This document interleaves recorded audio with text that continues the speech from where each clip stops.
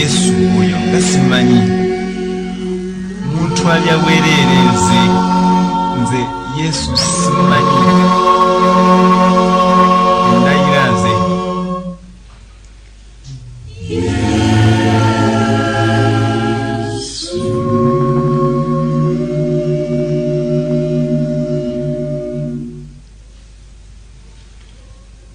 Eteronga tudemuluja akawala kamusemerera kamulumirize bya Yesu Petero yamwegana Yesu nagedewe luka kwekweka je yasanga obubiri obulala simumanyi kyogedeti Yesu simumanyize mundeko omusajja simumanyi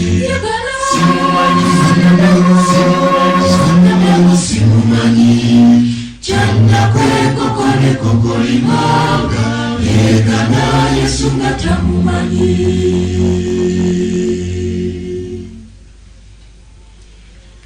mangugekokokekokolimye namanya Yesu kye yagamba ekya Petero kumwegana Petero yakubye kiwombe Satani yanamuwangudde mukukemebwa ne mutiisa simumanyi kyogedde nti Yesu simumanyize mundeko omusajja simumanyi simumanyi kyanakwekokonekokolimanga yegana Yesu nga tamumanyi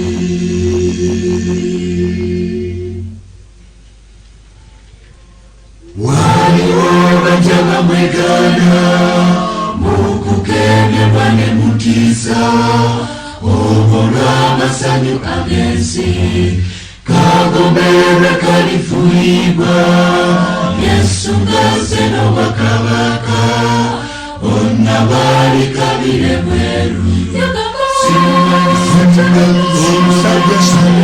simumanyi kyogedde nti Yesu simumanyize mundeko omusajja simumanyi simumanyi kyanakwekokonekokolimanga yegana Yesu nga tamumanyi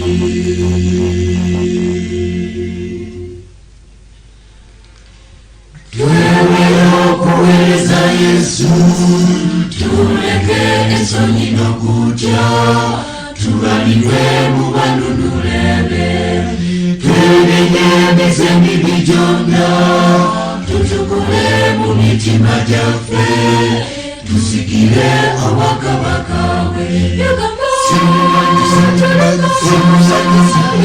simumanyi kyogedde nti Yesu simumanyize mundeko omusajja simumanyi simumanyi kyanakwekokonekokolimanga yegana Yesu nga tamumanyi balina ekifaananyi ky'okutya Katonda kyokka beegaana amaanyi ge beegaana biki ebyo beefuula biki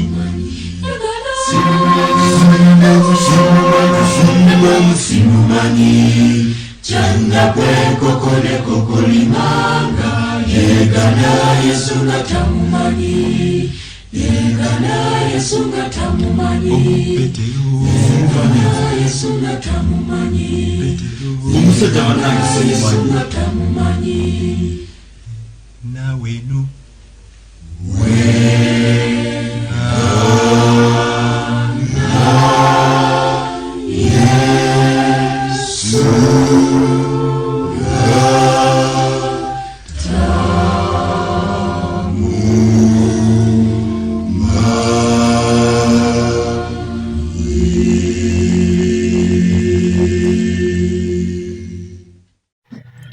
Haleluya, kama yeebazibwe nnyo abooluganda amanya n'eddoboozi yenze Pastor Martin Timothy Lubega owa Theos Guinness Outer Church Temukivu, Kampala, Uganda. Nebaza Mukama nate atuleese kawungeza k'olwaleero. Olwaleero lunaku lwakuna, wiiki eyaggwa twagabana ku kigambo kya Katonda mu Bible study yaffe. Twayogera ku bajulizi ababiri oba ab'emirundi ebiri. Eddoboozi lyange leero mujja kunsaasira owulirako wenkolodde kuba ninamu ku koofu, ninamu ku challenge ya koofu, naye Mukama mulungi mu byonna.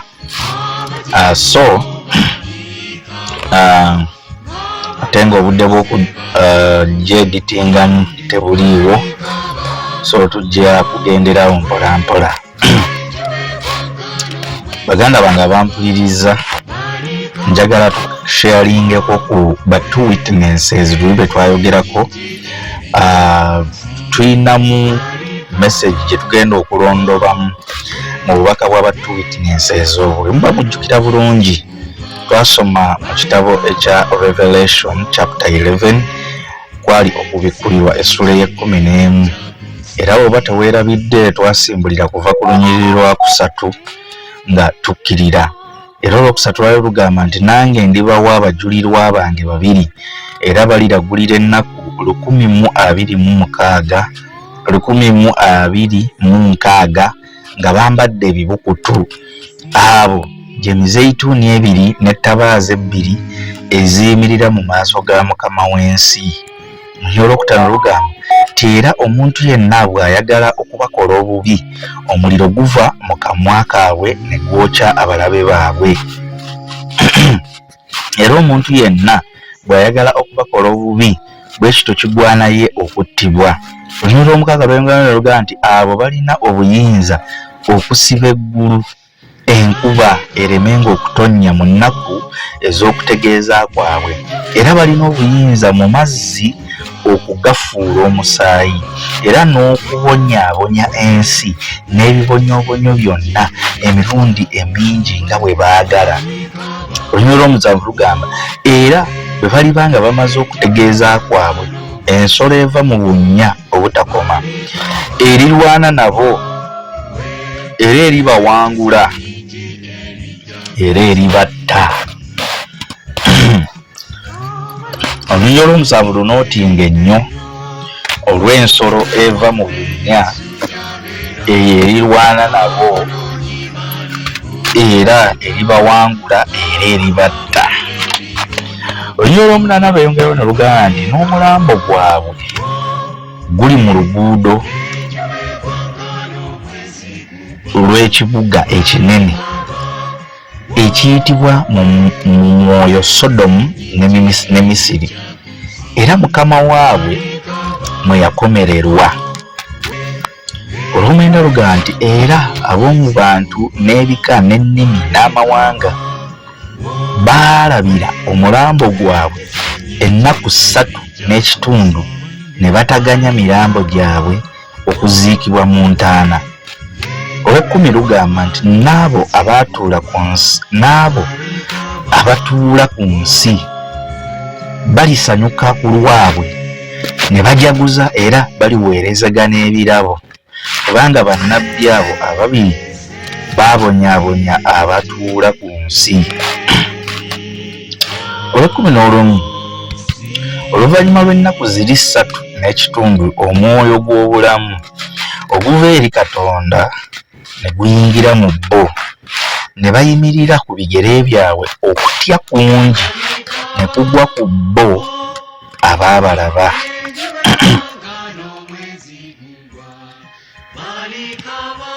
Olunyiriri lw'e12 lugamba nti ne bawulira eddoboozi ddene eriva mu ggulu nga libagamba nti mulinnye okutuuka wano. Ne balinnya mu ggulu mu kire, n'abalabe baabwe ne babalaba. Katuddeyo ku lunyiriri lw'omusanvu lugambye era bwe balibanga bamaze okutegeeza kwabwe, ensolo eva mu bunnya obutakoma erirwana nabo, era eribawangula, era eribatta. Awo wakulu nnyo okwetegereza. So muganda nga mpuliriza, awo wetugenda okusimba essira olwaleero mu lunyiriro lw'omusanvu olugandi, era bwe baliba nga bamaze okutegeeza kwabwe ensolo eva mu bunnya obutakoma erirwana nabo, era eribawangula era eribatta. Wabula bwe tweyongeddeyo mu nnyiriri eziddako awo tukizudde nti newankubadde ensolo eno eva mu bunnya yalwana nabo n'ebawangula era n'ebatta, ensolo eyo tulaba nti yabatta si lwakuba nti yali ebasobola, naye yabatta kugulira Katonda kitiibwa.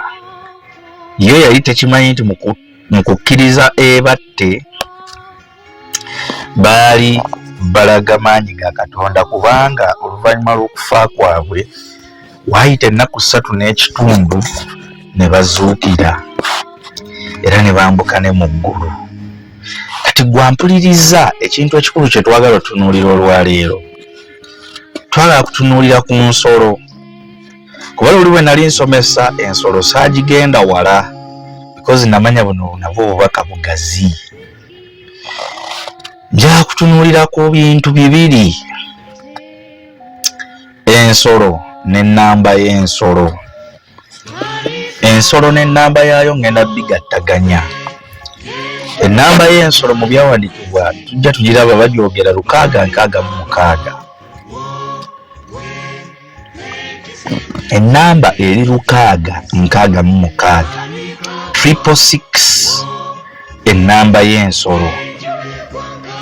Naye nga tetunaba kutunuulira nnyo oba nakugenda wala nnyo ku nsolo eno, waliwo ekiyitibwa ennamba yaayo, ennamba y'ensolo.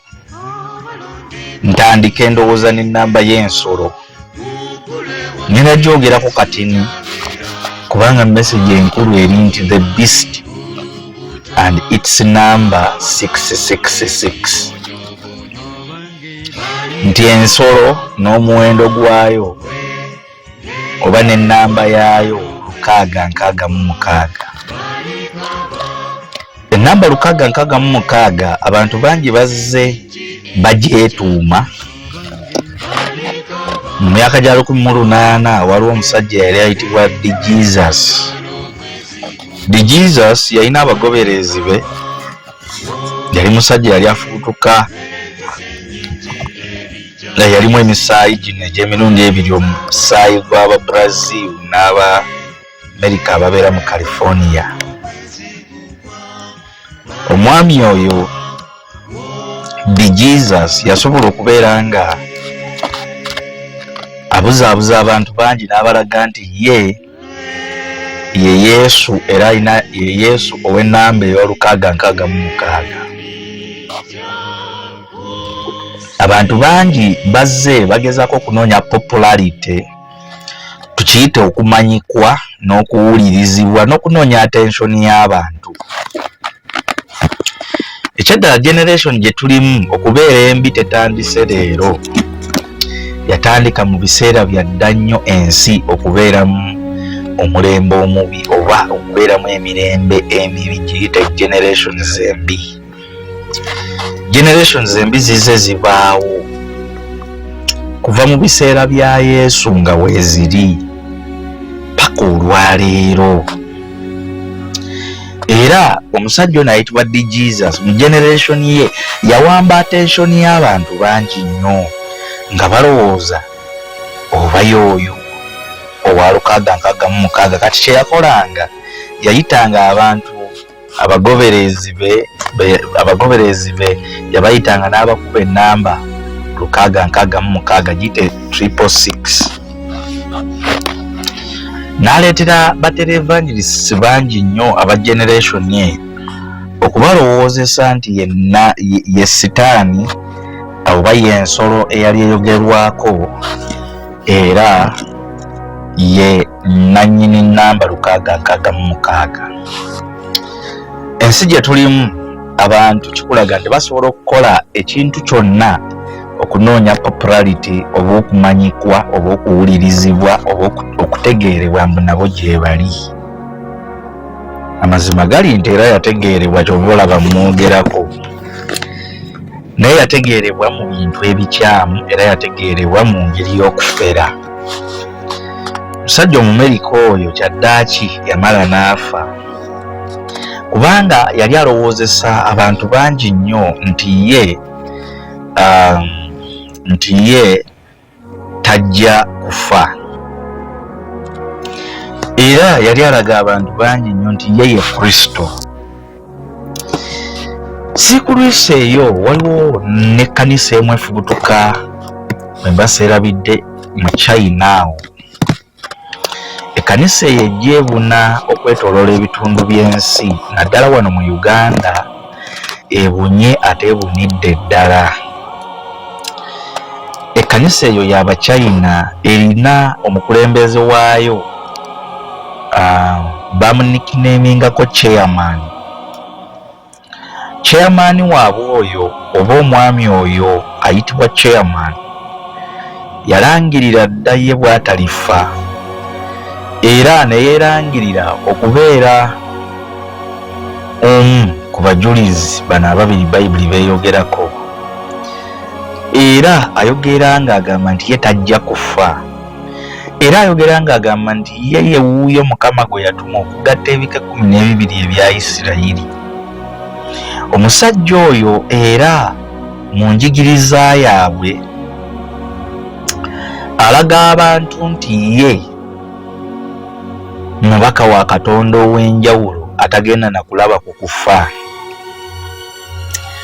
Abamu ku preachers era abagoberezi b'omwami oyo lunaku lumu bantuukirirako ku mulyango gwange nengezaako okugabana nabo ekigambo kya Katonda nga nabo bwe bagezaako okwagala okugabana obutwa bwabwe obw'ekigambo ekikyamu oba ekiri perverted. Naye nendaba engeri sitaani gyakozesaamu omusajja oyo chairman okubuza abantu bangi. No wonder oyo chairman ayina doctrines ze zatikkiramu n'abantu bayigiriza kuba kati ayina ne university ye, ayina ettendekero lye erisomesa theology we oba ebirowoozo bye nga ye omuntu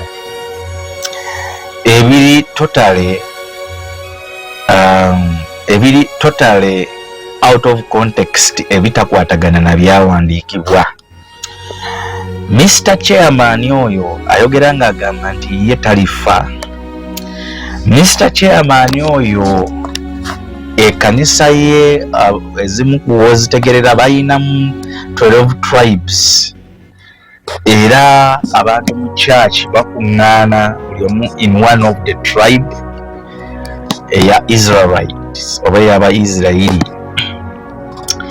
Okubeera eno ne 12 tribes mu church tekyandibadde kibi oba groups kuba kyaddembe, era kirungi nnyo groups okuzituuma ezibeera mu machachi nyingi zituumibwa okuva oluusi mu byawandiikibwa biri mu Bayibuli. Naye agenda y'okutuumibwa kwa groups zino okw'omwami ono yagamba ali mu kuddamu kuzimba bika bya Isirayiri 12, era doctrine ye yonna ejjudde okukyamya n'okuwabya. Doctrine ye tekkiriza mu kubatizibwa oba baptism ey'okunnyika mu mazzi. Doctrine ye tekkiriza nti omuntu yenna asobola okwonoona nga yeetaaga kufukamira yenenye wa Katonda. Doctrine ye nkyamu nga bw'okiwulira. On top of that yategeeza abagoberezi be nti ye talifa. Binalesha yalinga nabo nga mbabuuza nti Mukama wamwe yabagamba talifa okufa okw'omwoyo oba talifa mu mubiri. N'agamba nti ye yabagamba talifa mu mubiri, talikutuka. Kyenava mbagamba nti with time mujja kukiraba nti alina okufa lwa nsonga. Bayibuli erogera nti okufa kwaterekerwa omuntu. So the time will come, the gentleman will die. Nene ngamba omuvubuka oyo nti omwami oyo bwansookanga okufa, ojjukiranga ebigambo bino, kyukanga odde eri Kristo ow'amazima, kubanga si asoose kuba waliwo neddi Jesus eyeeyitanga Yesu agaba nnamba ya 666. So baganda bange abampuliriza, ki kyengezaako okugirayo mu nsonga eno nti mwegendereze amadiini mangi ag'obulimba, era waliwo kati ekitabudde n'abasumba abamu in some denominations. Waliwo movement ekirala ekitambula kiva Korea awo. Ki movement ekyo kijja ne kituukirira amakanisa agatannaggwa nga gabadde gazimbibwa, ne babasaba okubazimbira enkyaki bagimalirize. Baagala nnyo ng'ebadde etuuse okuserekebwa, bo bakuserekere bateekewo ejjinja ku kyaki eriraga nti be babadde ba partners bo. Wabula ekyomutawaana ekiriwo nti their agenda behind ebeera ya kuwamba kyaki n'okuwamba omusumba, omuteeka mu doctrine zaabwe enkyamu. Singa omusumba agaana okugoberera doctrine zaabwe, ng'ekkanisa bagimuggyako nga bo bagisimbamu false pastor oba omusumba omukyamu atali ku right doctrine. So n'olw'ensonga eyo abasumba mwegendereze. Nze abo akantuukirirako emirundi ng'esatu oba ebiri we baseerabidde.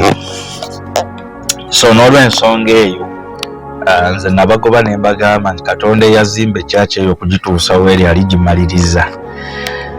Naye abo nabo mubeegendereze. Bwe bamala okuzimba kyaki, pasita ye bamuwa emmotoka ne bakuwaabya amasappe byonna, ne bakupangisiriza oluusi ne woosula bw'oba obadde tolina wa mulembe ne bakufunirawo omulembe.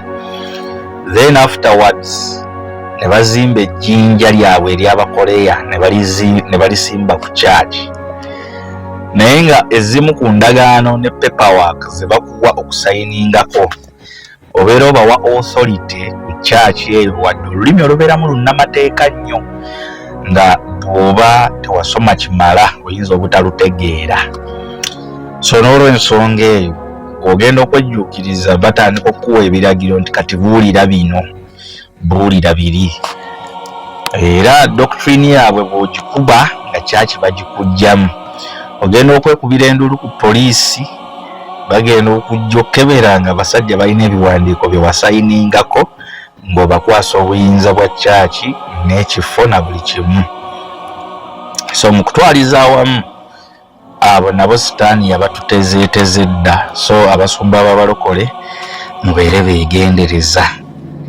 Nina abasumba ba mirundi esatu be naakawulira nga babiri omu ku bo mumanyikokko akatonotono nga abadde musajja w'amaanyi, naye sitaani yamuziba amaaso. Oba ngambe sijja gamba sitaani, naye yalobamu n'ateetegereza kintu kye yali akola. Kati wenjogerera talina kyaki, so nga bamusanga yazimba dda kyaki ye, n'asumba abantu. Naye kasita baleeta doctrine enkyamu, alina ebintu bye yali ayagala ebiralalala. So n'abasumba ngezaako balaga nti temubeera nnyo baluvu ba ssente na bya bugagga bya nsi eno. Kkiriza eziva eri Mukama zikutambuze bulungi mu buweereza bwe. Ono ekyamuleetera obuzibu kyaki ye yali yaggwa, naye alina bye yayagala bingi. Mu kupataninga nabo yasayininga ebiwandiiko bingi by'ataategeera nga abisayininga. So n'olw'ensonga eyo olw'omululu gwa ssente yeekanga atunzeeyo obuweereza muzimu ku mpapula ze yasayininga nga looza zonna za partnership. So nga ate yali musajja muyivu naye teyakiwa budde kusoma mu mpapula zonna ze yali asayininga. Yamaliriza nga awaddeyo obuweereza, bw'ate abasajja baamugoba dda. Kati atambula talina kifo kya kusumba. Endiga za Mukama yazirekera Abakoleya. Abakoleya ne basimbawo omuntu owaabwe alina kidoctrine kye ekifu, oba kidoctrine kyabwe ekifu. Mwegendereze. So eyo nga nvuddeyokko ebyo byonna bye nkulaga Mbadde ngezaako okulaga nti si ye beast eyogerwako. Beast egenda kuba esingako awo. Naye njagala kwogerako katono ku muwendo gwa beast, oba giyite the number of the beast. Okusookera ddala, Katonda yatonda omuntu mu kifaananyi kye, era Katonda yalaba nga buli kyakoze kirungi, era nga ddala kyali kirungi. Bayibuli nga bweyogera, bw'oba ogenza n'osoma mu kitabo eky'olubereberye sikulwisa eyo, bw'ogenda n'osoma mu kitabo eky'olubereberye essuula esooka olunyiriri olwa 27 lwogera bwe luti, lugamba nti Katonda n'atonda omuntu mu ngeri ye mu ngeri ya Katonda mwe yamutondera omusajja n'omukazi bwe yabatonda. Olunya olwasatu lutugamba nti Katonda n'alaba buli kyakoze era laba nga kirungi, ne buba akawungeezi ne buba enkya, olwo lwe lunaku olw'omukaaga. That is the 6th day. Nja kutunuulira ku namba 6 oba ennamba 6. Emirundi mingi nzize nga nzikiriza nti Katonda ye nannyini mathematics, oba bw'oba onoonya kompyuta kalimagezi esinga okubala, Katonda asinga ku kompyuta ezo zonna zikalimagezi azisinga okubala. So Katonda ekiyitibwa numbers azimanyidde ddala. Every time buli lwe nsoma ebyawandiikibwa ndabika nga neetegereza nnyo ennamba ezimu ku zino, nga namba 7, namba 12, namba 3. Simanyi oba wali weegendereza ne weetegereza ku namba ezo. Naye mu bino ne namba 6 nayo mweri. Namba 6 nayo bw'ogyetegereza in the Bible gyeri era mweri olw'ensonga. So namba 6 ezuulibwa nga erina amakulu mangi nnyo, era teriimu bubeezi etyo.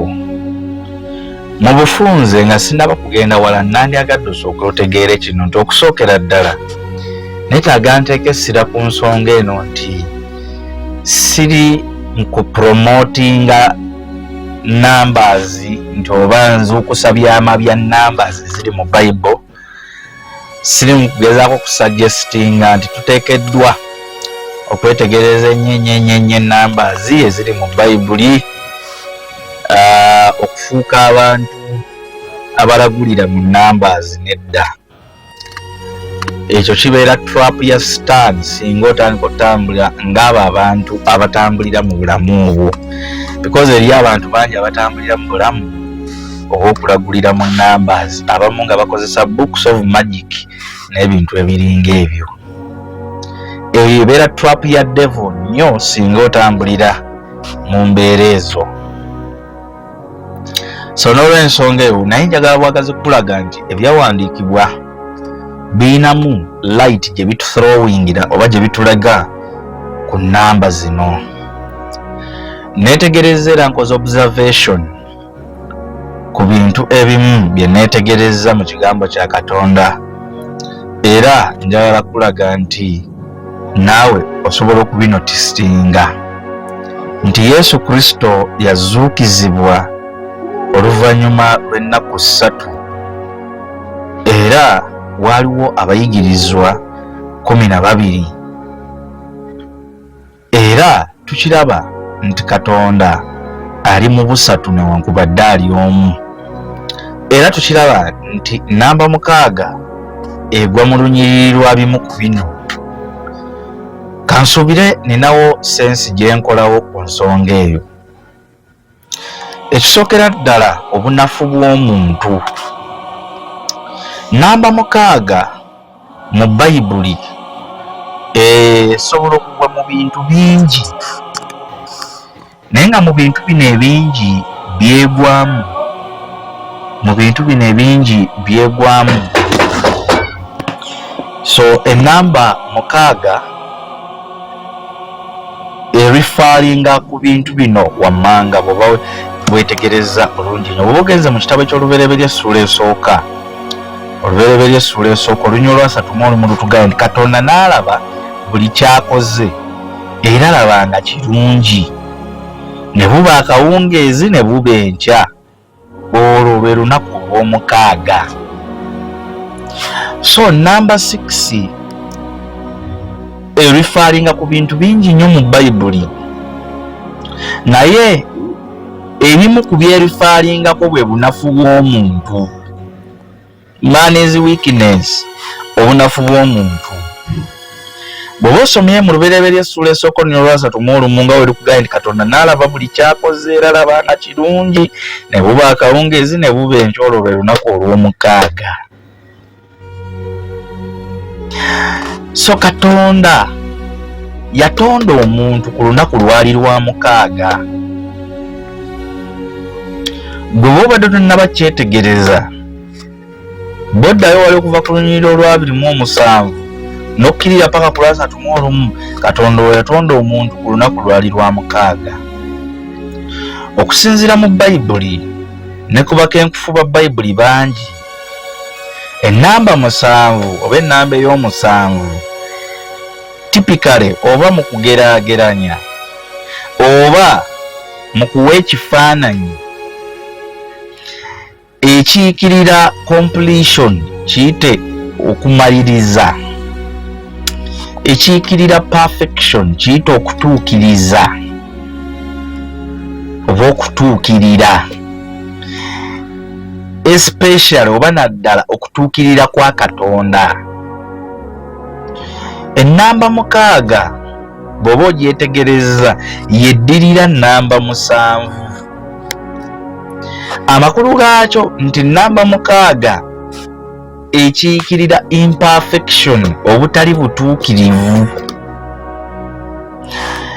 More specifically eraga imperfection of man, obutali butuukirivu bw'omuntu, era n'ekibi ky'omuntu n'okwonoona kw'omuntu n'obunafu bw'omuntu. Era ffenna nga bwe tumanyi Adamu yagenda n'alya ku kibala eky'omuti ogwali gwamugaanibwa okulyako mu lusuku, era n'amenya connection ye oba enkolagana ye wakati we n'omutonzi we, n'akkiriza ekibi okuyingira mu nsi. Ekibi olwedde nabagamba kyaliwo nga kyasookera mu bamalayika, naye nga kikyali mu ggulu nga mu nsi tekinnayingira. Kati Adamu bw'ayonoona ayaniriza ekibi mu nsi. Nabagamba ebintu biri bibiri: the origin of sin and the entrance of sin in the world. Ensibuko y'ekibi n'okulwanirizibwa kw'ekibi mu nsi bintu bibiri bya njawulo. Otola ku origin of sin oba ensibuko y'ekibi, ekibi kyatandikira mu bamalayika, naye bwe twogera ku introduction of sin oba okuyingira kw'ekibi, okwanjulibwa kw'ekibi mu nsi kyayanjulibwa Adamu. Naye Adamu okusobya kwe kukulaga nnamba 6, ennamba y'omuntu, ennamba ekiikirira okusobya kw'omuntu. Man's weakness is why number 6 is called the number of man. Olw'obunafu bw'omuntu, nnamba 6 kyeva eyitibwa ennamba y'omuntu. Bw'oba oyagala kweyongera kakasa ku nnamba 6, tugendako mu kitabo kya Yoswa. Bw'ogendako mu kitabo kya Yoswa, in fact kanjogero kati ni ku Yoswa ne Yeriko. Yoswa n'ekibuga Yeriko. Bw'oba osomye essuula ey'omukaaga mu kitabo kya Yoswa, ekisuula ey'omukaaga mu kitabo kya Yoswa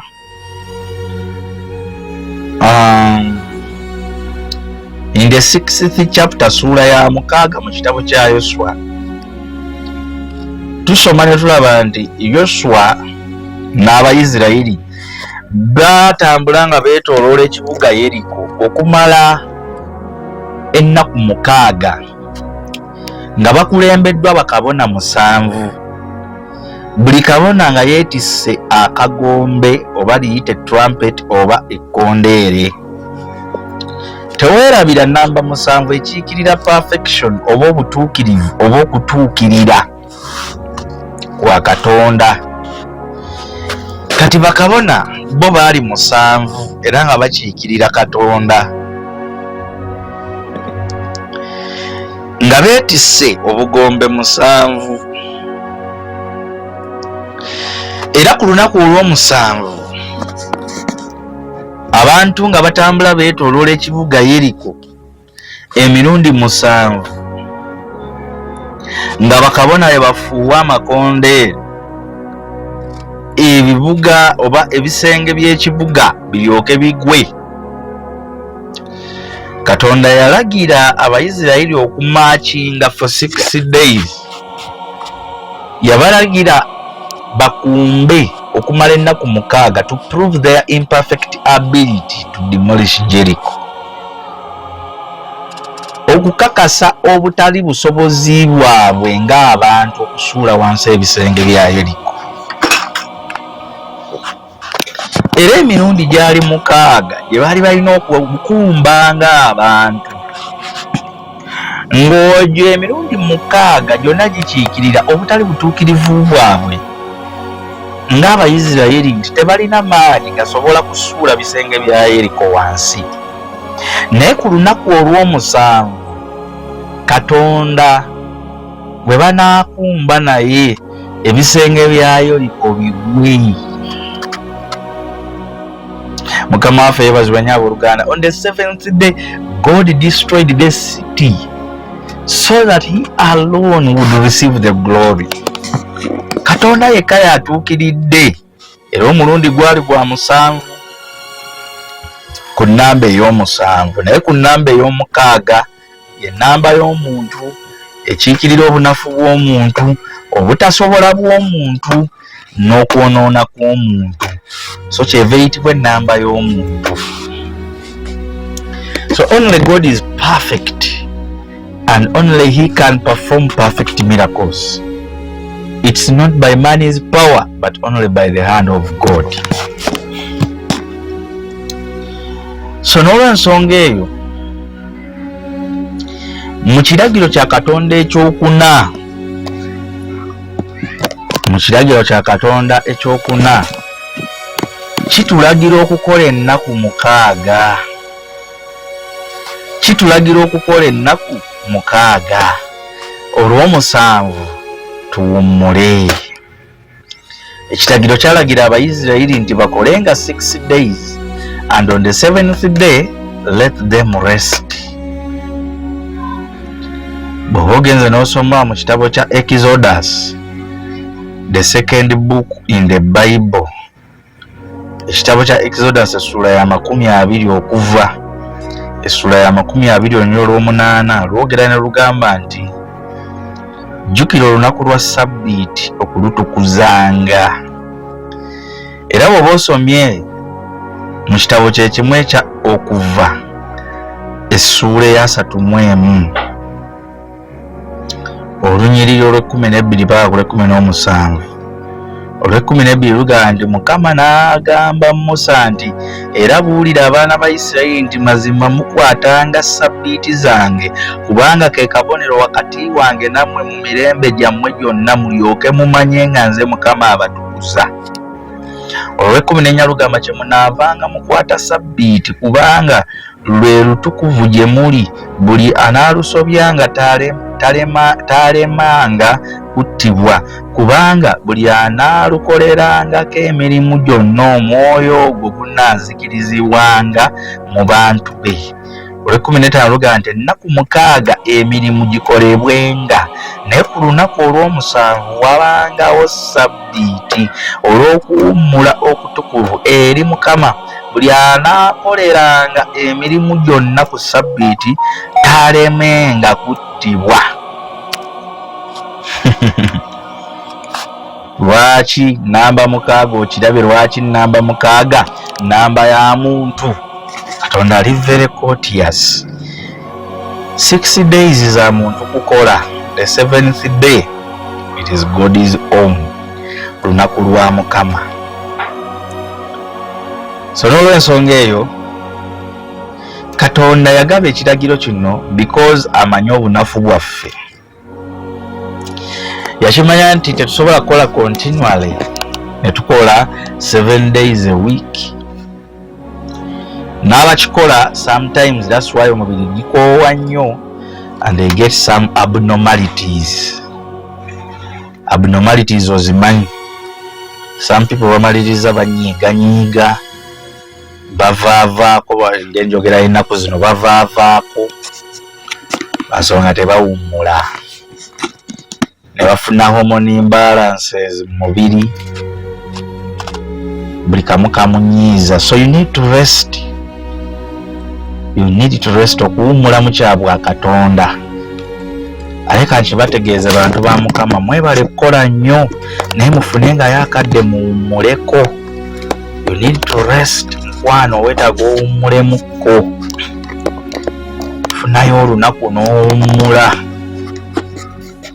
nawe luba lumu bwe luti.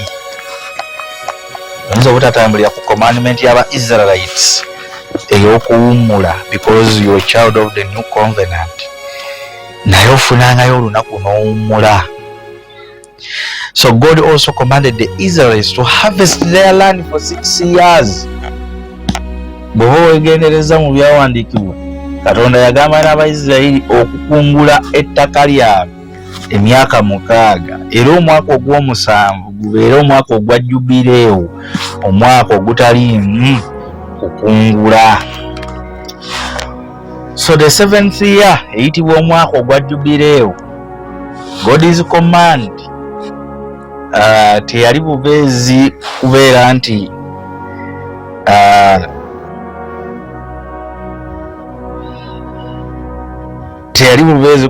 nti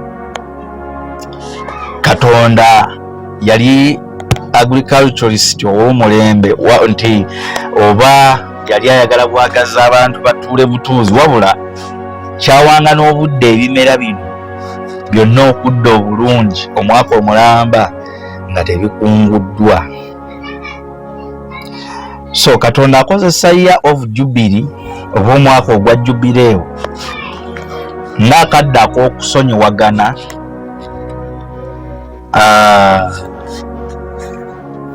okusonyiwaganya amabanja n'ebintu ebiringa ebyo, n'okusonyiwa abaddu, okubawa eddembe lyabwe. So n'olw'ensonga eyo ogwo nagwo omwaka gwalimu mu byawandiikibwa. Today omwaka ogwo gukyagenda mu maaso mu ba-believers, okusonyiwagana kwa bulijjo, tulina okusonyiwagana every day. So waliwo kyetuyita restored connection. Another example ey'amaanyi ga Katonda agatukomyawo, nti Katonda bw'atonda omuntu ku lunaku olw'omukaaga, era bwe tuba twetegereza lunaku olw'omukaaga olwo lugwa ku lunaku kumpi Yesu mwattibwa on the cross on the 6th day of Passover, according to some theologians. Naye nga tukizuula nti namba 6 nga bwe tugirabye ekiikirira imperfect human beings, ekiikirira obutali butuukirivu bw'abantu. Jesus turns 6 pots of water into wine at a friend's wedding. Yesu addira ensuwa 6 ez'amazzi n'azifuula omwenge ku mbaga ya mukwano gwe. So Musa ne Yoshua bagenda ku lusozi Sinai, ekitiibwa kya Katonda ne kibatuulako okumala ennaku 6 mu maaso ga Mukama. Era ennaku 6 bwe zaggwa, Katonda n'ayita Musa okuyingira wakati mu kire okumala ennaku 4 n'ebiro 40. Bw'ogenda n'osoma mu Kuva essula ya 24 lunyolo 16 mpaka ku 18. So mu bufunze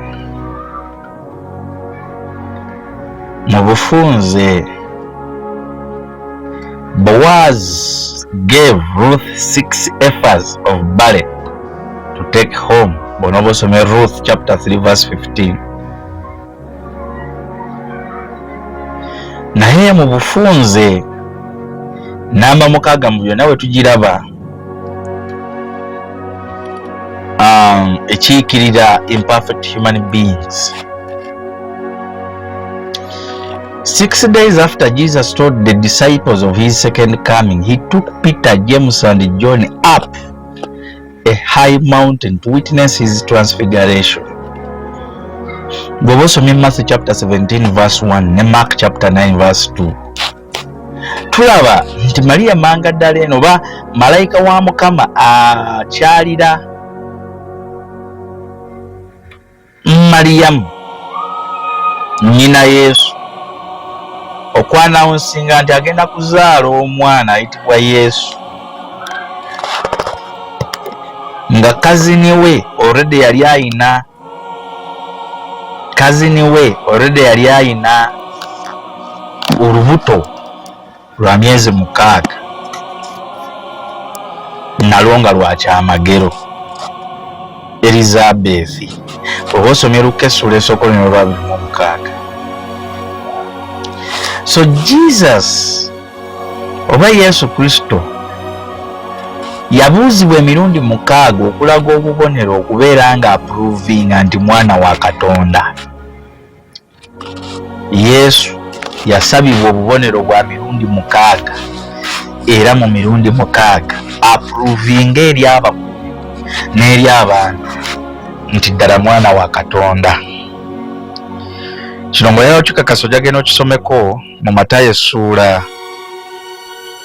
ey'12 olunyolo lwa 38 ne Matayo 16 olunyolo olusooka ne Matayo 24 olunyolo olwokusatu ne Luka 11 olunyolo 16 ne Yokaana 2 olunyolo lwa 18. Osome ne Yokaana 6 olunyolo lwa 30. Osome ne Makko 8 olunyolo 11. Osome ne Makko 13 olunyolo 4. Kyokka ate era oluvannyuma lwa byonna Yesu ng'amaze okuliibwamu olukwe n'okukomererwa, oluvannyuma yazuulibwa nti talina musango. Abantu baali 6 era baakizuula nti Yesu talina musango. Asooka mu bano ye Pontius Pilato, owokubiri yali mukyala wa Pontius Pilato, owokusatu yali kabaka Kerode, owokuna yali Yuda Iskariyoti nga Sitaani amaze okumuvaamu, owokutaano yali omu ku babbi be yakomererwa nabo ku musaalaba, ow'omukaaga yali omusirikale Omuroma oba ayitibwa Roman Centurion eyali amugaadinga oba yali amukuuma ng'ali mu kukomererwa ku musaalaba. Bw'oba osoma Luka 23 olunyolo 14 n'olw'15 n'olw'41 n'olw'47. Neera bw'oba osoma Matayo 27 olunyolo olwokusatu n'olw'19. ojja kuzuula ku ebyo byenjogeddeko awo. So ennamba eyo bw'emala okubeera ennamba y'omuntu ekiikirira obutali butuukirivu bw'omuntu, oluvannyuma neeyitibwa the number of the beast. Bwe twogera ku number of the beast,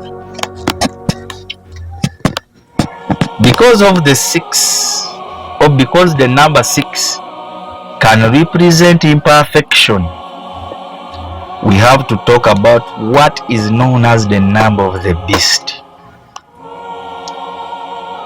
Kubanga the number 6 ba number mukaaga ekiikirira imperfection, obutali butuukirivu, tulina okwogera ku ekyo ekimanyiddwa nga namba oba ennamba y'ensolo. Yokaana gy'ayogerako mu lubereberye mu kubikkulirwa essuula ey'e13 olunyiriro lwa 18. Okubikkulirwa essuula ey'e13 olunyiriro lwa 18. Sikulwisa y'olugambye bwe luti: awo ewali amagezi alina okutegeera abalirire omuwendo gw'ensolo kubanga gwe muwendo gw'omuntu, n'omuwendo gwayo 666. Here is wisdom. Let him who has understanding calculate the number of the beast, for it is the number of a man. His number is 666. Kyolina okunotisinga nti gino emikaaga kati egyogerwako giri esatu. Kyolina okunotinga, remember that God is 3 in 1. Jukira nti Katonda ali omu mu basatu. Katonda ali omu mu basatu. Kirawa wandigambye nti mu bufunze Katonda ali 111 omu mu basatu. 111 for illustrative purposes. Since God is a perfect holy trinity, then Satan the beast is perfect and holy evil.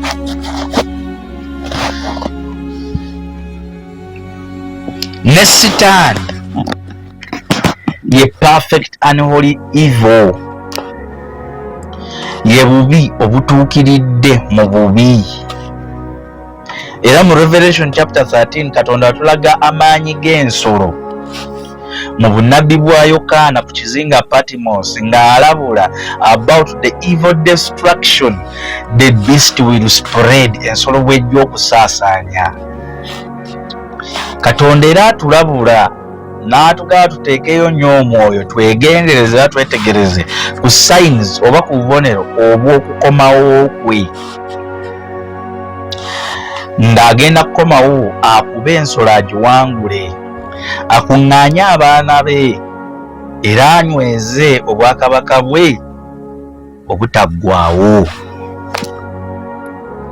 Buli biblical prophecy ezekakasa amazima ga kino. There is no reason not to believe this one, so be watchful.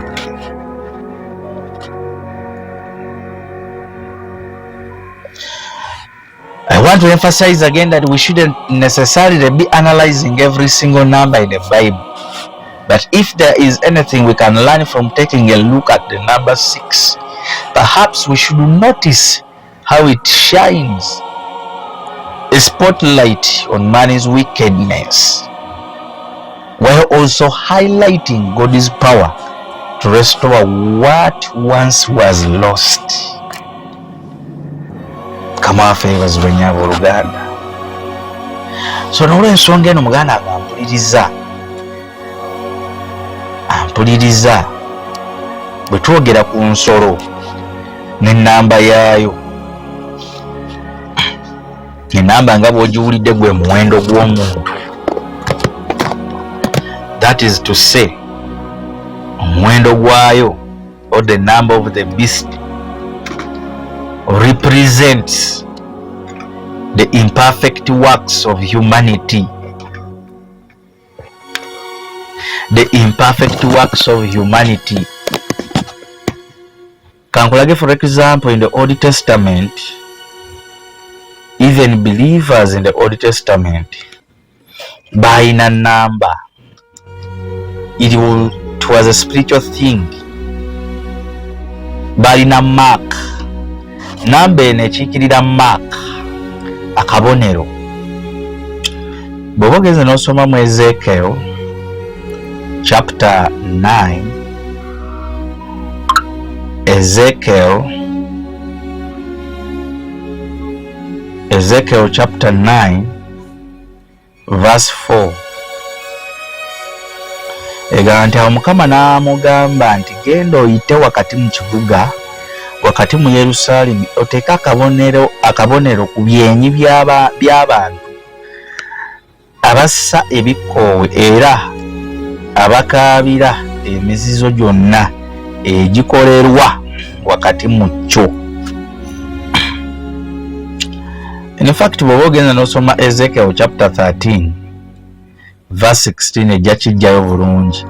Ezekiel chapter 13 verse 16, Ezekiel chapter 13 verse 16 egamba bweti: be bannabbi ba Isirayiri abalagula ebya Yerusaalemi era abakikaabira okwolesebwa okw'emirembe, songa tewali mirembe, bw'ayogera Mukama Katonda. Ezekiel chapter 13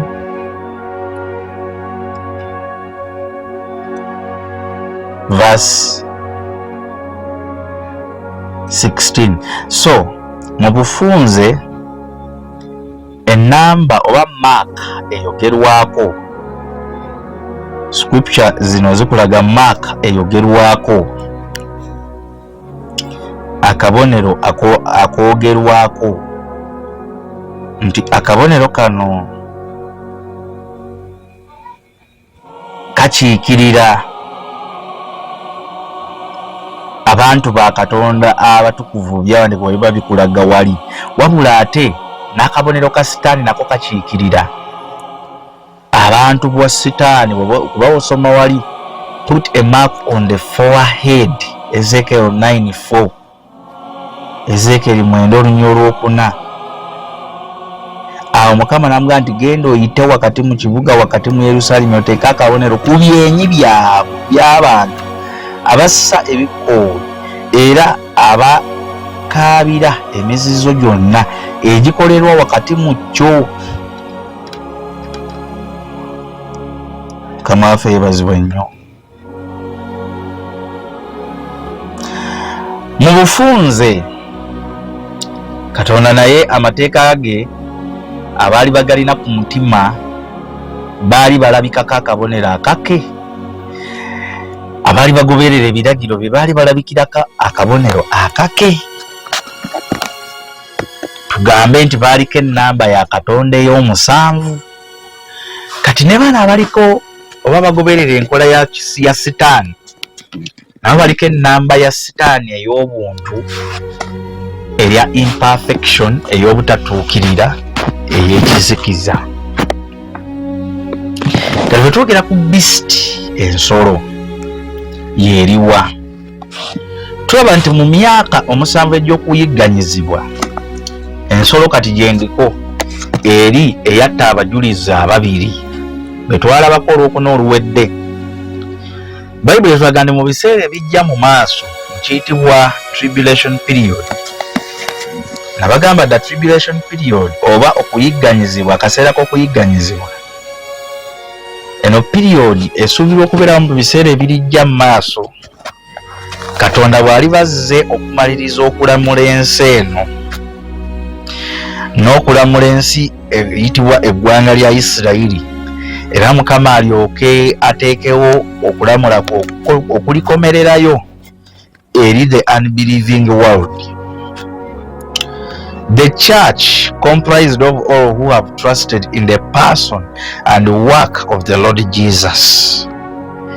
Tegenda kubeerawo ekkanisa mukadde ako eyitibwa ekkanisa ya Kristo Yesu, tejja kubeerawo mukadde k'okuyigganyizibwa.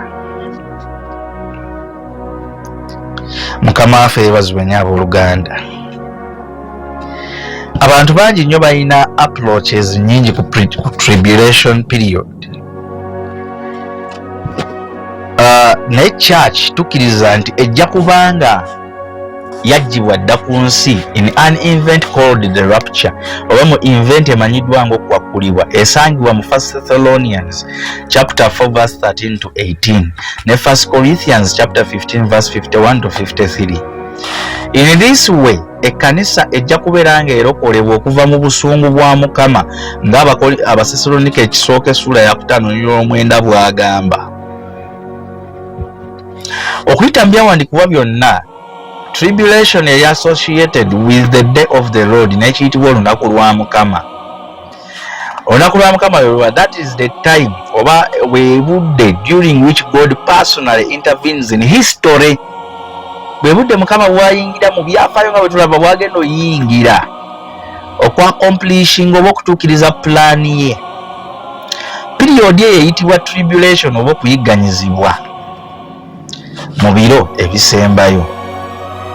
Era period eno egenda kuba eyitibwa the great tribulation, okuyigganyizibwa okunene, ekiraga mo intense second half of the 7-year period,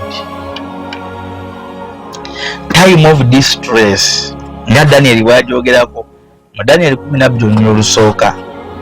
Era time of Jacob's trouble oba ebiro by'okubonaabona kwa Yakobo nga Yeremiya 30:7 bw'ayogera. Era tulina this description eya tribulation nga weeri ku lunaku olunaaba luyitibwa olunaku lwa Mukama. Zefaniya alwogerako mu Zefaniya essula esooka 15:16 that ng'agamba nti that day will be a day of wrath, nti olunaku olugenda kubeera lunaku lwa busungu, a day of distress, olunaku olutaliiko kwa kubeera, and anguish, olunaku olw'obusungu obw'ekiruyi, a day of trouble and ruin, olunaku olw'emitawaana n'okwonoona n'okumalibwawo, a day of darkness and gloom, olunaku olw'ekizikiza n'obuzikivu, a day of clouds and blackness, olunaku olw'ebire n'obuddugavu, a day of trumpet and battle cry, olunaku olw'akagombe n'okukaabira mu lutalo. Nabagamba tribulation eri marked by various divine judgments. Erimu okulamula kwa Katonda okw'emisango egy'enjawulo oba okw'ennamula ez'enjawulo. Mulimu ze tuyita celestial disturbances, mulimu ze tuyita natural disasters, mulimu ze tuyita terrible plagues. Mwebyo ebimu ku bijja okubeeramu. Mu kisa kya Katonda, Katonda yateekawo limit eya duration oba ey'okutambula oba ey'okuwangaala kw'okuyigganyizibwa, nga Yesu bwe yayogera mu Makko 13:19-20 nti those will be days of distress unequaled from the beginning, when God created the world until now, and never to be equaled again. If the Lord had not cut short those days, no one would survive. Timukama ezo ennaku singa teyazikendeezaako, teri kitonde ku nsi kyandiwonye. Bw'oba weeyongeddeyo mu Daniel essula y'omwenda-24-27 n'oluna lukununula ku tribulation period oba ku lunaku lw'okuyigganyizibwa, lukulaga purpose n'obudde, lukulaga ekigendererwa n'obudde obwa tribulation obw'okuyigganyizibwa. Passage eyo eyogera ku wiiki 7 ezo ezaalangirirwa eri abantu ba Danieli. Abantu ba Danieli be Bayudaaya n'amawanga g'Abayudaaya oba n'amawanga n'eggwanga lya Isirayiri. Era mu Daniel essula y'omwenda lwogera ku period oba ku budde Katonda bw'agenda okuleetera ekigendererwa kye okumalawo transgression oba kiyita ekibi oba ekivumu oba okwonoona, to put an end to sin, okukomya ekibi. okutangirira obubi, okuleeta obutuukirivu obw'olubeerera obutaggwaawo, okusiiringa okwolesebwa n'obunnabbi, era n'okufukako amafuta oyo omutukuvu ali waggulu ennyo. Katonda alangirira nti mu 77 zayita 77 will fulfill all these things, zigenda kubanga mwatuukiriza bino byonna. Zino ziyitibwa sevens, ze groups ez'emyaka. So 77 ze 49, ze myaka 49. Some translations referring to 70 weeks okuzitwala mu myaka. Mu Daniel essula y'omwenda olwa 25 tulaba Masiya oba Mezaya nga asalibwako oba nga attibwa. Era 7 sevens and 62 sevens zino zikola 69 total sevens. Nga dikuri etandika oba ekiragiro nga kitandika ekyokuzimba Yerusaalemi nate mwongeremu oba endala 69 sevens z'emyaka 483 after the decree, ng'ekiragiro kimaze okuyita ekyokuddamu okuzimba Yerusaalemi. Tulaba nti Mezaya ajja kufa. Waliwo biblical historians oba bannabyafaayo aba Bayibuli abakonfaminga nti 483 years zayita from the time of the decree to rebuild Jerusalem to the time when Jesus was crucified, nti paka mu budde Yesu we yakomererwa, nga kitegeeza Mezaya alina okubeera cut off mu 70 weeks eza Daniel. Obunnabbi bw'okufa kwa Mezaya bwatuukirira dda, ye Yesu okuttibwa.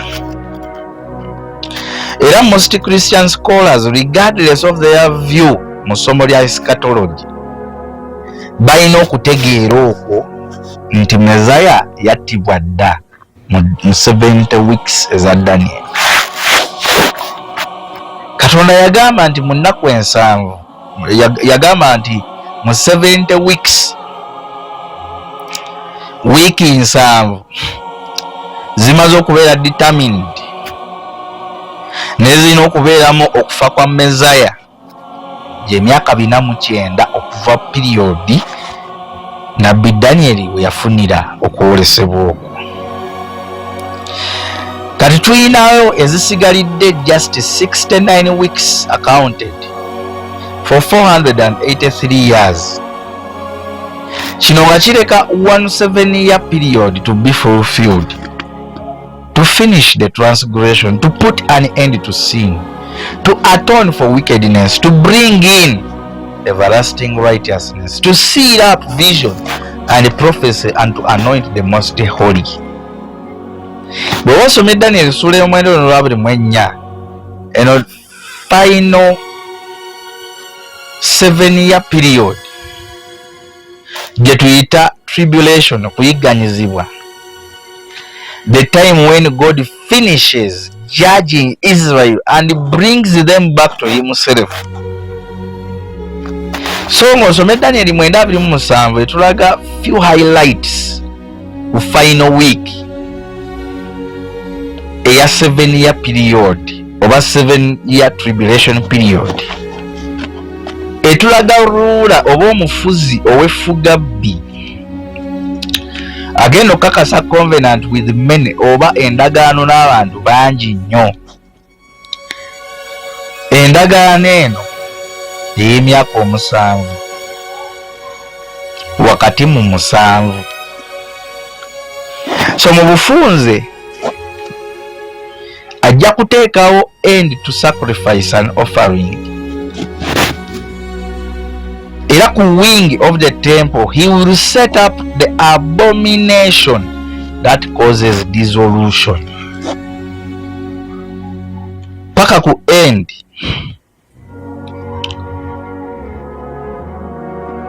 eya buli kimu.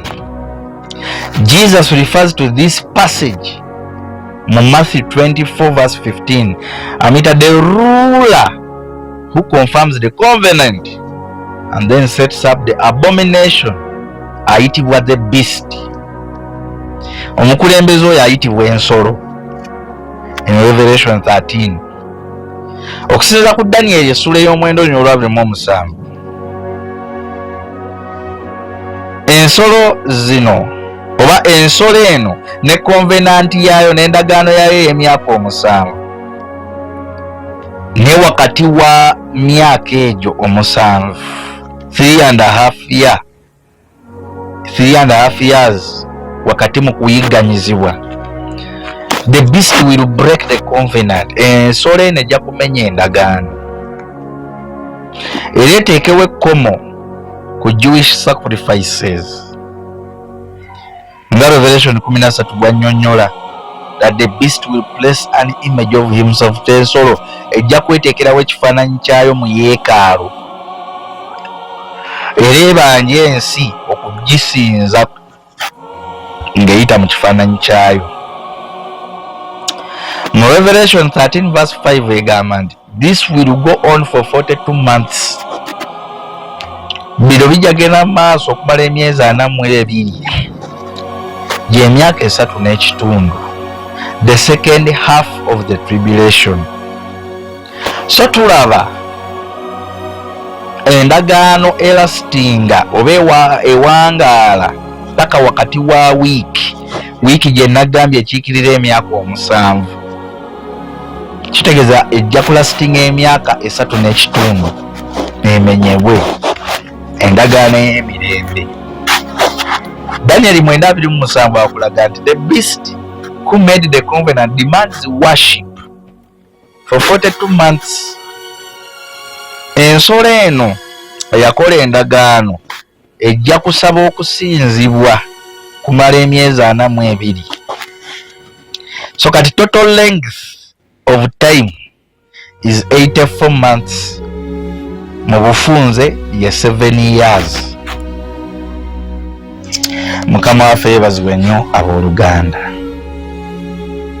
So to referencing last half of the tribulation mu Daniel 7:25, aho tulaba nti the ruler will oppress God's people for a time, times and a half of time.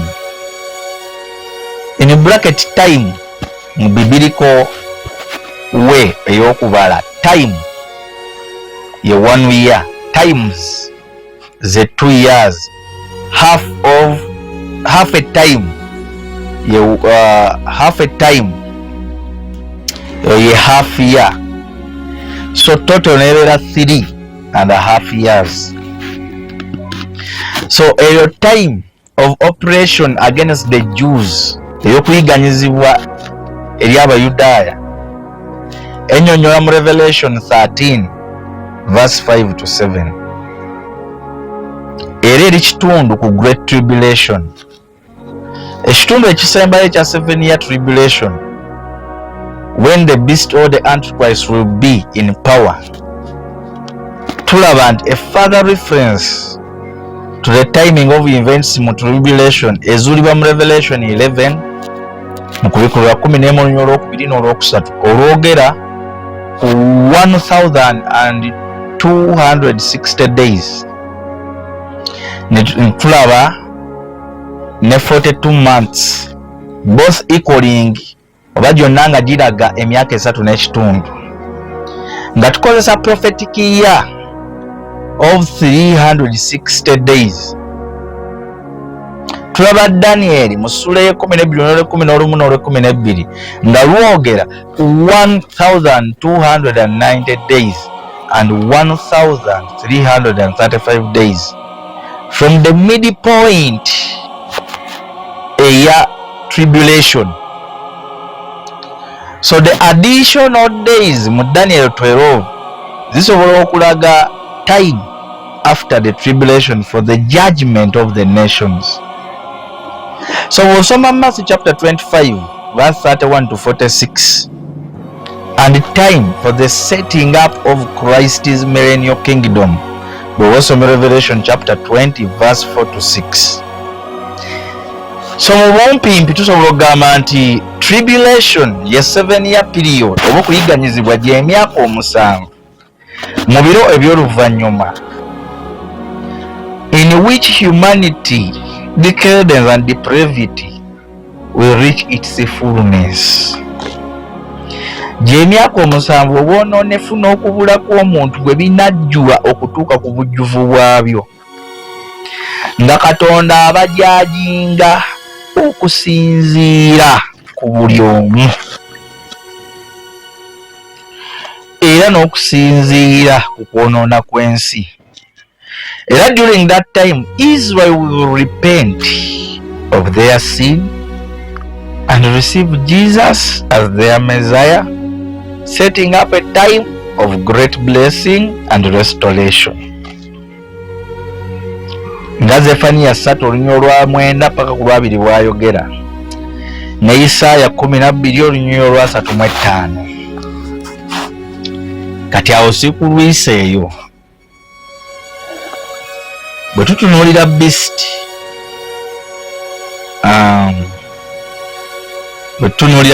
tulaba nti during mu period ya tribulation, the world will be ruled by a godless man. Ensegera kuba ekulemberwa omuntu atamanyi Katonda. Omuntu ono atamanyi Katonda agenda kubeera nga ali mu government system y'ensi, era Bible emu-associatinga okubeera terrible beast, ensolo ey'omutawaana. So ensolo kyeki nga Bible bwejogerako mu Revelation ne Daniel, ensolo eno naye ekiikirira leadership y'omuntu omuzibu oba y'abantu abazibu. In Revelation 13 tulaba John sees oba Yokaana alaba okwolesebwa mu kiro ng'alaba dragon, giyita ogusota ogunene, ne two beasts n'ebisolo 2, ng'ekisolo ekimu kiva mu nnyanja nga kifuna amaanyi okuva ku gusota ogunene oguyitibwa dragon oba sitaani. Era ekisolo kino mazima ddala kisolo ekitiisa ennyo. Bwe tusoma mu Revelation kubikkulirwa ssula ya 13, bwe tusoma mu kubikkulirwa essula ya 13, okubikkulirwa essula ya 13, olunyiriri olusooka n'olwokubiri luga nti ne guyimirira ku musenyu gw'ennyanja, ne ndaba ensolo ng'eva mu nnyanja erina amayembe 10 n'emitwe 7, ne ku mayembe gaayo nga kuliko engule 10, ne ku mitwe gyayo amannya ag'obuvvoozi. Olunyiriri olwokubiri, n'ensolo gye nalaba yali efaanana ng'engo, n'ebigere byayo ng'ebyeddubu, n'akamwa kaayo ng'akamwa k'empologoma, n'ogusota gwe gwagiwa amaanyi gaayo, n'entebe yaayo ey'obwakabaka n'obuyinza obungi. Era bw'oba weeyongeddeyo, olunyiriri olwokusatu lugamba nti ne ndaba omutwe gumu ku mitwe gyayo nga gufumitiddwa okufa, n'ekiwundu ekyokufa ne kiwona, n'ensi zonna ne zigoberera ensolo eyo nga zeewuunya. Mukama waffe yeebazibwe nnyo abooluganda. So bw'oba osomye mu book of Revelation agamba it had 10 horns and 7 heads with the 10 crowns on its horn, and on each head a blasphemous name. The beast I saw resembled a leopard, but had feet like those of a bear and a mouth like that of a lion. In Revelation chapter 13, kubikula essula ya 13 n'olusooka n'olwokubiri mu Daniel's vision oba mu kwolesebwa kwa Daniel ojja kulaba Daniel essula ey'omusanvu Daniel essula ey'omusanvu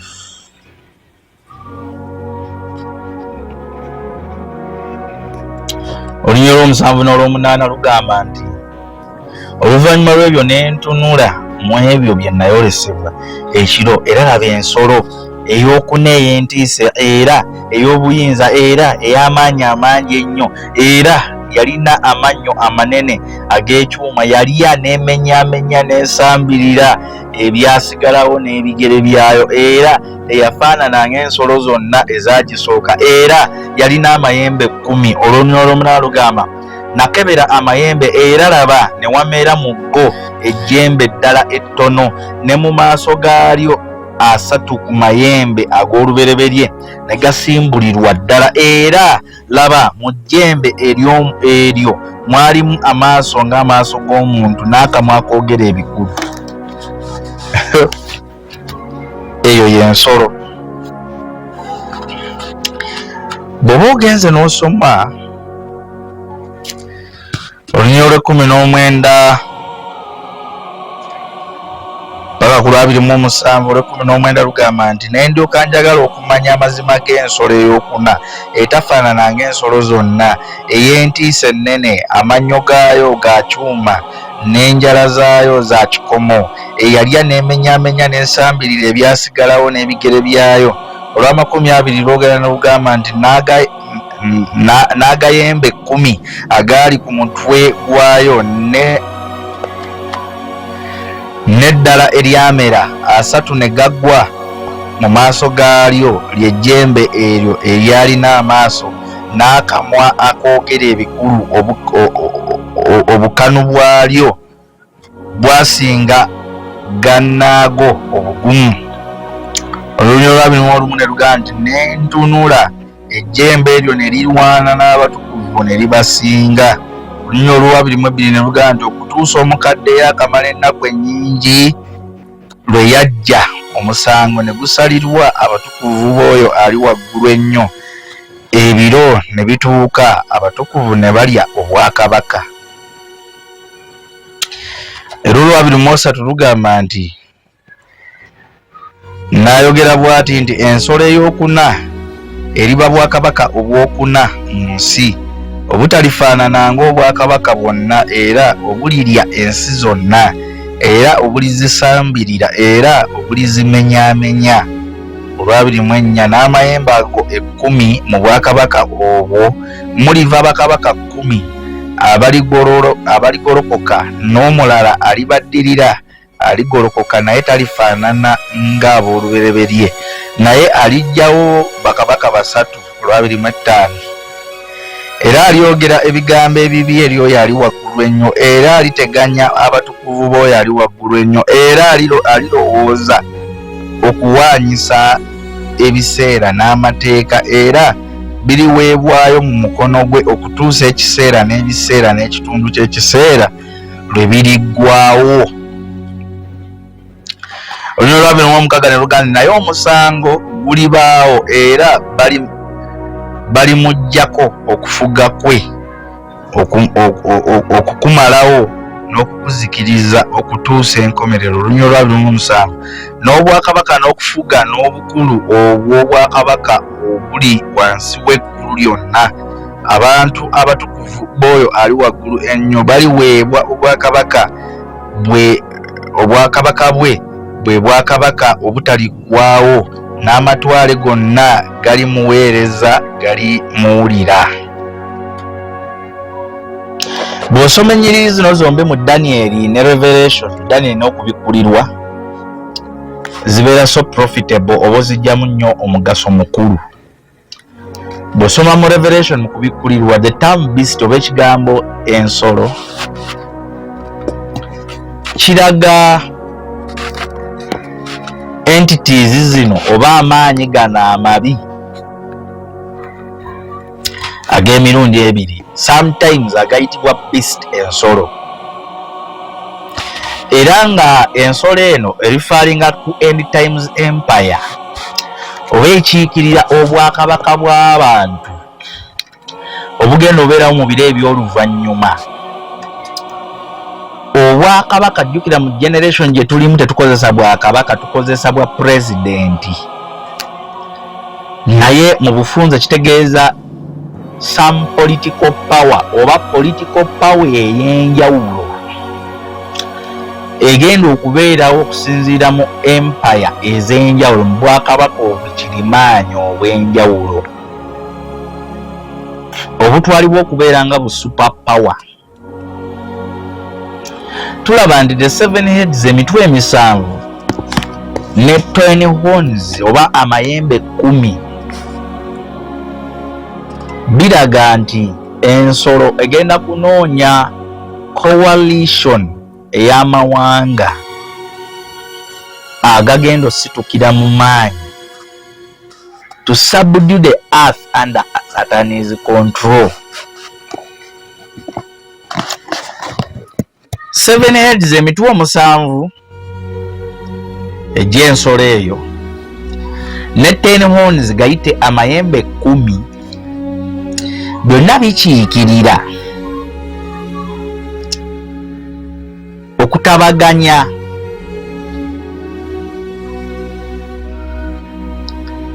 oba okutabagana kw'amawanga. Bitulaga nti ensolo egenda beera kutabagana kw'amawanga, kutabagana kw'amawanga agagenda okubeera nga gakulemberwa Sitaani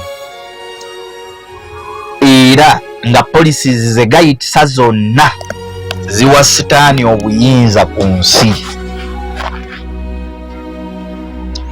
Era tulaba references nyingi nnyo nti this beast eri mu kubikkulirwa oba ensolo eno eri mu kubikkulirwa etulaga an individual, omuntu ali mu political position ey'obwa leadership oba mu bukulembeze obw'ekipolitics bukulembeze obw'eggwanga eyeegasse ekiyitibwa empire. Olw'ekisambo kirina n'olaba America nti America y'ensi eri emu naye nga muli eyinamu ensi endala nnyingi, kyeva weyitibwa the United States of America. Mu today's generation picture entuufu ey'ensolo ya America, ensi esobola okuwa ekifaananyi ky'ensolo ye America, lwa nsonga America nsi emu naye erina coalition n'amawanga mangi, erina okutabagana n'emikago y'amawanga mangi era mangi agakkiriza okubeera wansi waayo, ng'abandi badde ba pulezidenti b'amawanga ago bafuna kitiibwa kya bwa seneta. Kati enegenda kubeera coalition oba kukwatagana kw'amawanga mangi gonna gabeere wansi w'ensi emu, ensi etandika okuyisa ebiragiro.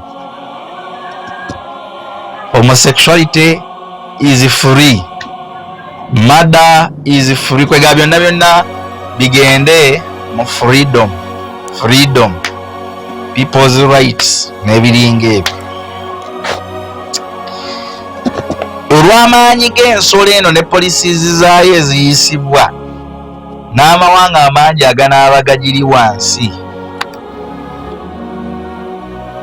ensolo eno egenda kubeera n'obuyinza bungi. So kati sooka ove ku America kubanga ekyo kyolaba kitono nnyo ku ekyo ekigenda obeerawo ku End Time Empire. In fact Bible bw'oginoonya nnyo mu America teyinaala Bible wegirayo America, naye ensolo mweri mu nsi era ejja kutuuka obudde yegatta ebeeremu.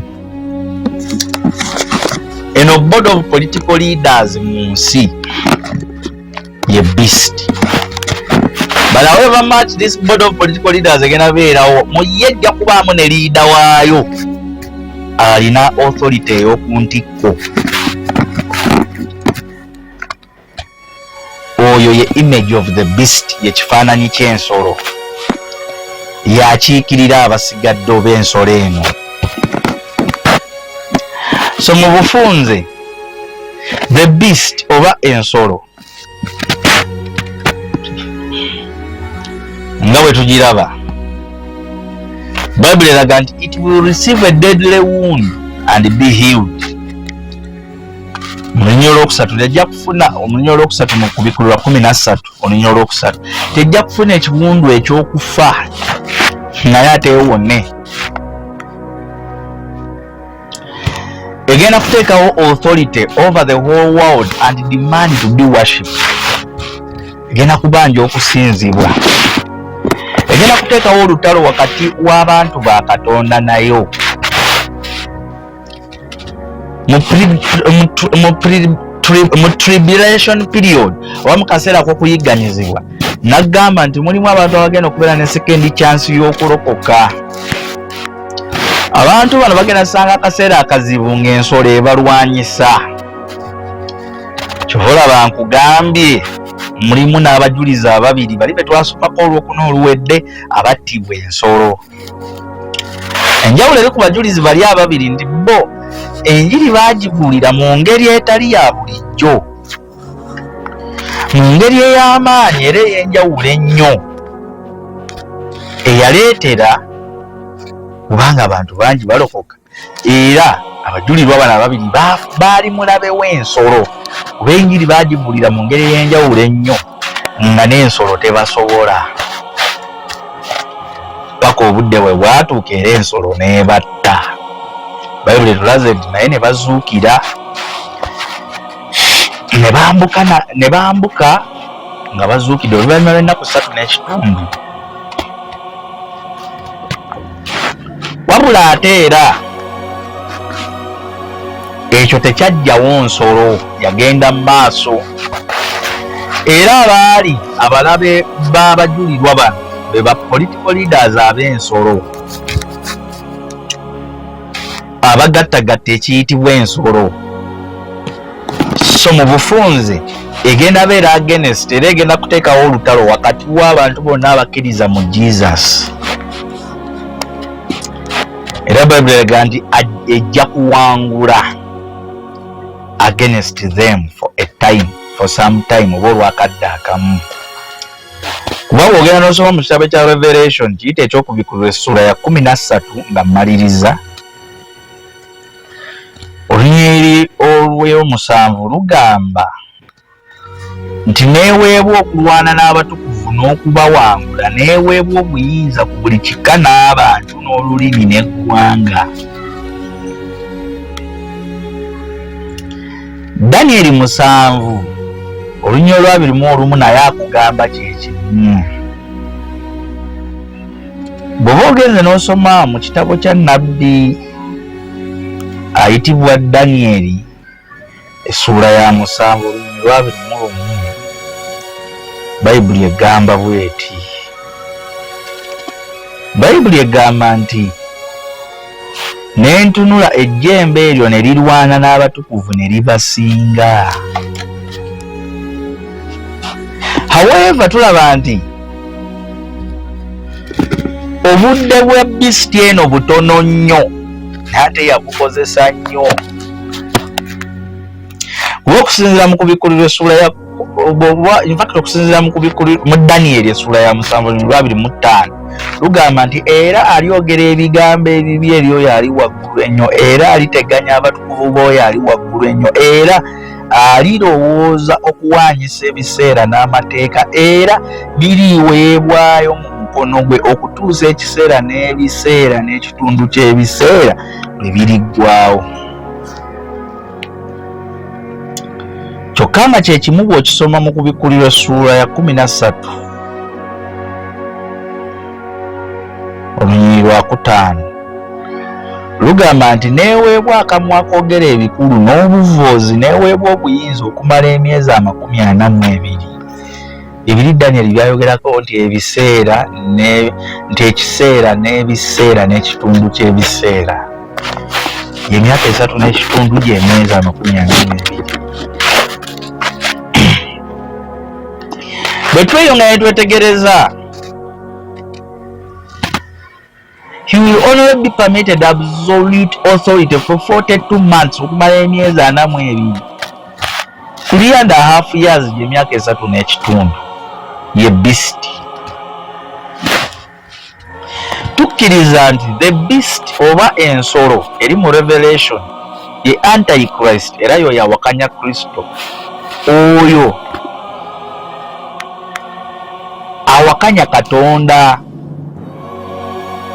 Oyo agenda okuwakanya era agenda okweyimusa n'okwegulumiza ku kintu kyonna ekiyitibwa Katonda. Era agenda kuba yeewaayo asinzibwe abantu na mu kintu. Agenda kweteeka mu yeekalo ya Katonda ayitibwe Katonda. Agenda kwerangirira nga Katonda.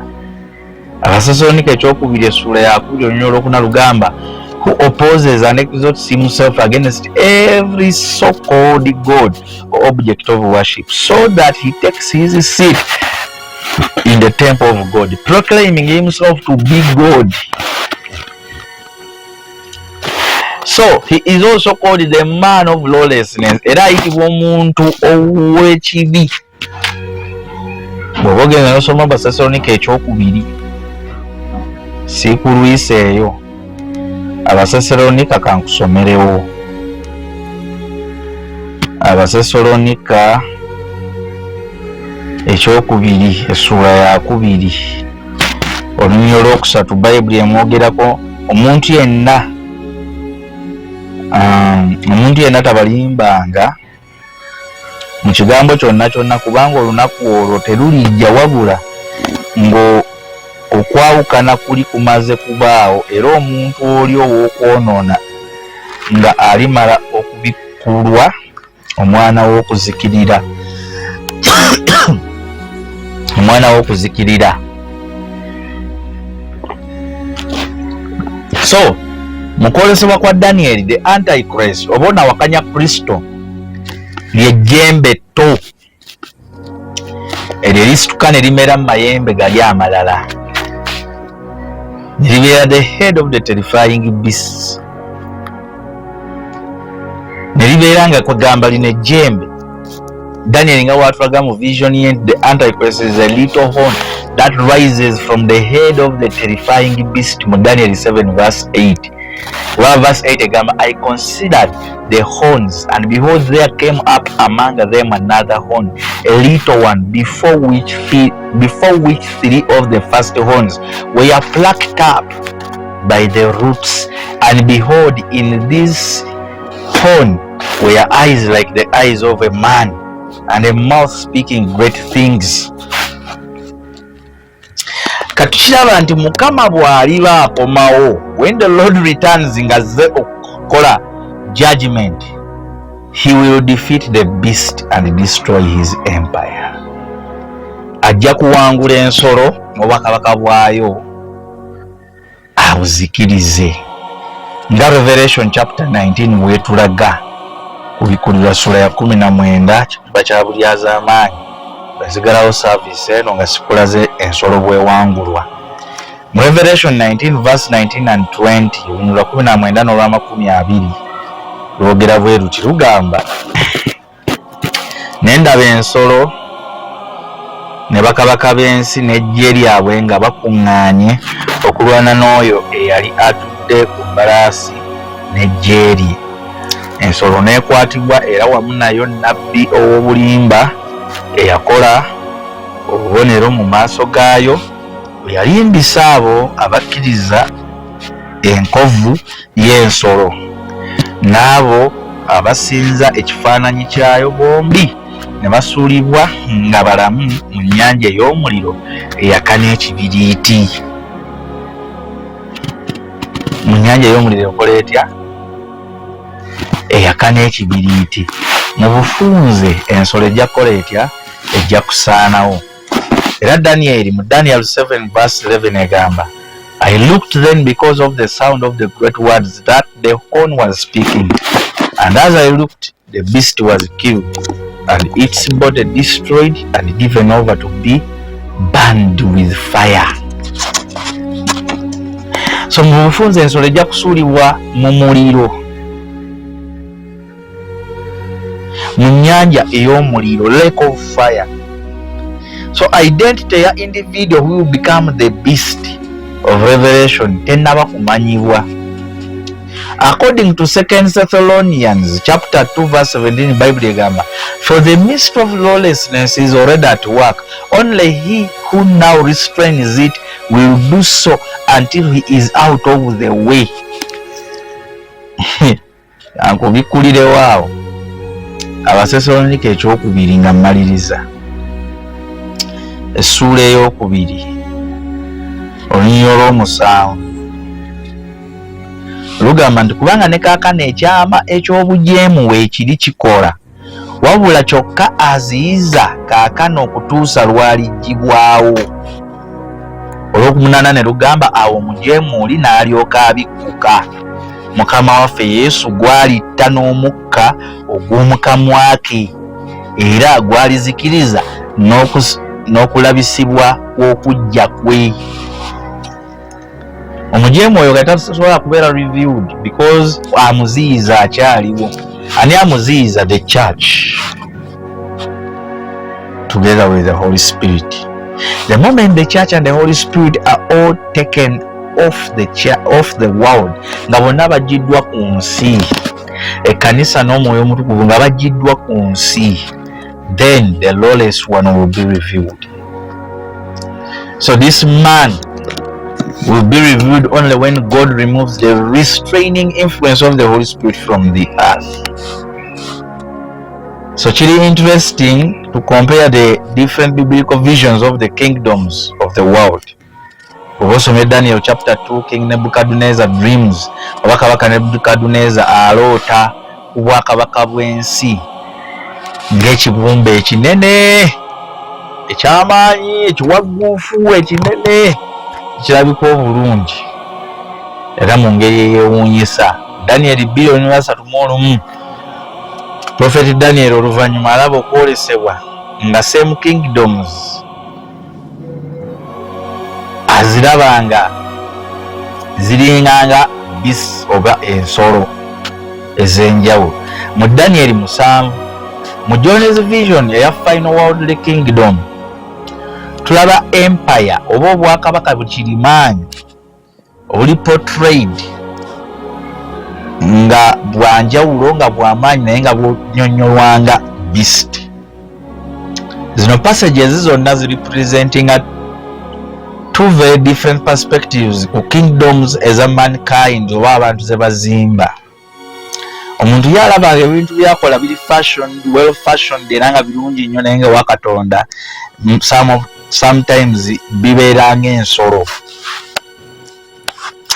Mu bufunze maliriza nkugamba ntya, some people bagamba beast egenda kubeera Roman Empire ejja kuddamu ezuukuke, abalala beast ejja kubeera bwakabaka bwa Egypt bujja kuddamu busituke, abalala beast bagamba ggwanga lya America, abalala beast bagamba nti limu mawanga g'Abawarabu erijja okufubutukamu Antichrist era lizimbe empire eneyitibwa beast. Naye njagala kutegeeza nti Bible eri very clear egamba nti terigenda kumanyibwa paka nga aziyiza amaze okuva mu kkubo. Mu bufunze beast tojja kumanya anaabaani ddala, naye bugenda beera bwakabaka, ogenda okubeera nga bwegasse n'amawanga mangi. So kijja kuva mu kiyitibwa unite, kwegatta. Nga bw'olaba Africa kati bwenoonya okwegatta, ensi nnyingi zize zinoonya okwegatta, naye mu kwegatta okwo mwe mulifubutuka beast ne liida waayo anaayitibwa image of the beast. n'ensolo yaayo eraga omuwendo gw'okugula kw'abantu 666. It is a number of man's imperfection work. Nti buli anaasinza ensolo mu bufunze agenda kubaawo awabizibwa amaanyi gaayo. Abantu bajja kuttiŋŋana, abantu bajja kwewaaya, abooluganda nga battiŋŋana beesaddaaka beekola ebyembyoni ebisinga ku bye wali owulidde. Eyo ye nnamba y'ensolo. Bajja goberera amateeka g'ensolo, ye mark of the beast. Okugoberera ebiragiro by'ensolo ye mark of the beast, which mark representing the imperfection of human being. In other words, omuntu agenda kubeera obsessed nga sitaani amwambadde omwoyo, emmeeme n'omubiri. Ekyo kye tuyita full possession, spirit, soul and body, ye obsession. So n'olw'ensonga eyo Mukama abankuumire, mbaagala nnyo mu linnya lya Mukama waffe Yesu Kristo. Mwebale kungumiikiriza kumpuliriza. Leero mbulidde mpola mpola olwa challenge ya koofu eno. Ne Mukama abankuumire, mbaagala nnyo mu linnya lya Mukama waffe Yesu Kristo. Musigale nga muweereddwa omukisa, mubeere bulungi. Olwokuna olulungi.